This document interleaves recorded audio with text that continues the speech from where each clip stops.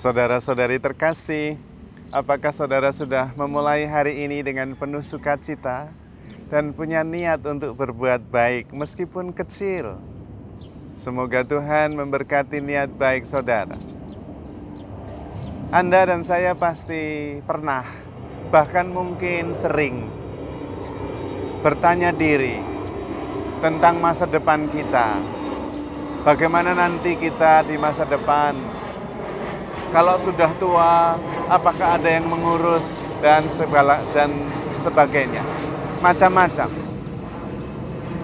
Kalau tidak bertanya tentang diri kita sendiri, mungkin juga bertanya tentang anak-anak. Bagaimana nanti masa depan anak-anak? Apa yang akan terjadi dengan mereka? Apakah mereka akan bisa mandiri, hidup bahagia, menemukan pasangan, membangun keluarga yang sungguh membahagiakan? Banyak pertanyaan. Namun sebetulnya pertanyaan itu tidak real. Dalam arti tidak bisa dijawab. Dan karena itu sebenarnya tidak perlu ditanyakan. Karena jawabannya tidak pernah ada. Mengapa? Karena tentang besok, tentang lusa, tentang tahun depan, kita tidak ngerti apa-apa. Karena itu juga tidak pernah akan ada jawaban. Dalam pertanyaan itu juga sebetulnya terkandung satu hal penting yang kita lupa. Bahwa hidup itu menyangga kita. Bahwa Tuhan itu penyelenggara ilahi yang bijaksana. Secara umum kita mendengar dan mengalami sendiri bahwa perkembangan kita selalu menjadi lebih baik. Dulu kita sulit pada awalnya membangun rumah tangga, sumber ekonominya dari mana, bagaimana membangun rumah. Toh akhirnya ada rumah itu. Toh akhirnya ada sarana yang menjadi sumber pendapatan supaya kita hidup. Dan saya percaya, saya yakin, tidak semuanya kita kendalikan dari awal. Banyak hal terjadi karena Tuhan yang menyelenggarakan. Dan itu bisa kita lihat dari kehidupan kita sehari-hari yang sederhana. Kita tidur, jantung kita juga tetap bekerja.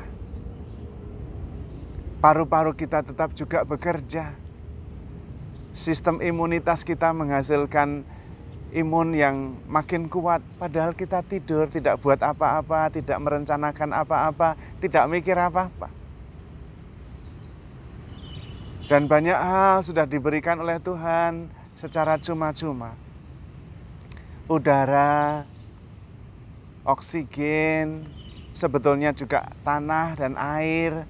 Kita saja yang mengklaim mempunyai, lalu kemudian berhak memberi harga. Padahal semua diberikan oleh Tuhan secara cuma-cuma. Intinya adalah bahwa Tuhan tetap menyelenggarakan hidup ini. Karena itu kita jangan lupa unsur yang penting itu. Sebetulnya unsur penting itu justru membebaskan kita. Sehingga kita tidak menghabiskan waktu, energi dengan khawatir apa yang akan terjadi di masa depan. Dan kita bisa lebih fokus untuk mengerjakan yang bisa kita kerjakan setiap hari dengan penuh syukur, penuh cinta kasih, penuh sukacita. Dan itulah jalan kesucian. Jalan kesucian itu bukan jalan yang luar biasa sekali, bukan jalan yang heroik sekali. Tidak. Jalan kesucian adalah jalan sederhana, jalan hidup sehari-hari Anda dan saya. Yang kita kerjakan dengan penuh syukur, yang kita kerjakan dengan sepenuh hati, yang kita kerjakan dengan penuh sukacita. Dan kuncinya kita kerjakan sebagai persembahan kepada Tuhan. Terarah kepada Allah. Itulah jalan kesucian. Karena kita percaya Tuhan ini menyelenggarakan hidup kita dengan bijaksana, sudah, sedang, dan akan selalu menyelenggarakan kehidupan kita. Karena itu kita bisa lebih ringan menjalani hidup ini dengan kepastian bahwa Allah itu bijaksana menyelenggarakan hidup kita, mengatur dengan baik. Kita tinggal menjalaninya dengan sadar dengan penuh syukur, penuh sukacita, dan melakukan yang terbaik yang kita bisa. Karena memang Tuhan sudah menyelenggarakan kehidupan ini dengan bijaksana dan menyediakan segala hal yang bisa menolong kita untuk bisa mengarahkan hati kepada Tuhan, melakukan yang terbaik. Anugerah itu terutama adalah anugerah Roh Kudus yang membuat kita mengerti, yang membuat kita sadar, yang membuat kita juga mengarahkan hati selalu kepada Tuhan. Kalau bahasa Roh Kudus terlalu tinggi, ya sudah kita bisa menyebutnya dengan mata batin, itu yang bahasa umum. Dan kita mempunyai mata batin yang membuat kita mengerti apa yang Tuhan kehendaki secara intuitif, bukan secara kognitif. Seringkali kadang-kadang kita ragu. Kita ingin melakukan sesuatu, tetapi kemudian berpikir, memang harusnya begitu, tapi kok nggak masuk akal ya. Tetapi ada dorongan. Nah, itu seringkali terjadi. Karena batin kita mengerti, tapi kadang-kadang pikiran kita tidak sampai. Tidak apa-apa, lama-lama kita mengerti apa yang baik. Karena Tuhan setia menemani kita. Tuhan setia membimbing kita dengan Roh Kudus-Nya. Karena Tuhan adalah Sang penyelenggara kehidupan ini. Penyelenggara kehidupan yang bijaksana. Sehingga entah bagaimana, apapun yang terjadi, ujung-ujungnya kita mengarah kepadanya. Makin mengasihi Tuhan, makin tenang hidup kita, makin bisa percaya, makin bisa mengandalkan Tuhan. Hal-hal yang positif. Karena itu kita tidak perlu harus keras, terlalu keras dengan diri sendiri. Seolah-olah kita bertanggung jawab atas seluruh kehidupan kita ini. Jangan juga terlalu fokus pada melakukan yang benar, yang benar, yang benar.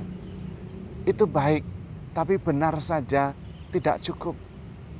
Karena banyak hal, terutama relasi, itu tidak cukup hanya dengan benar salah. Kalau relasi dibangun berdasarkan benar salah saja, tidak ada satu relasi pun yang bertahan. Dan Yesus juga tidak mengajarkan hal itu menurut saya. Yang diajarkan oleh Tuhan adalah keterbukaan untuk terus bertobat, membaharui diri, dan mohon bimbingan Tuhan. Bukan masalah benar salah. Nyatanya Tuhan itu jadi penebus itu. Menebus dosa. Tetap berdosa toh, tapi ditebus. Kalau hanya mendasarkan baik, buruk, benar, salah saja, ya kita tidak ada yang selamat. Keselamatan kita bukan karena kita benar, bukan karena kita baik, tetapi karena Tuhan mengasihi kita, Tuhan menebus dosa kita. Itu keselamatan kita. Lalu, artinya apa? Artinya kita dipanggil untuk mengasihi. Bukan hanya berhenti baik, buruk, benar, salah. Mengasihi itu melampaui baik, buruk, benar, salah. Dan karena itu kita bisa percaya penuh kepada Allah. Mengasihi, kasih itu melahirkan kepercayaan, trust.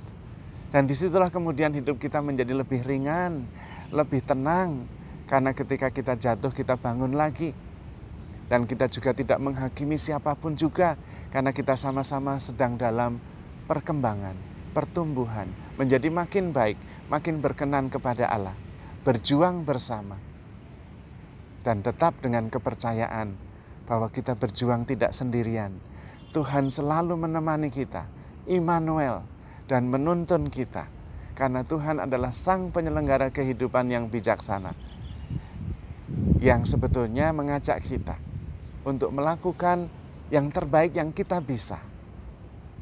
Selebihnya serahkan semua kepada Tuhan dan percaya. Tuhan terus bekerja menyelenggarakan kehidupan ini dengan bijaksana. Karena itu, percayalah akan kasih Allah. Handle yourself with care because you are loved. Tuhan memberkati.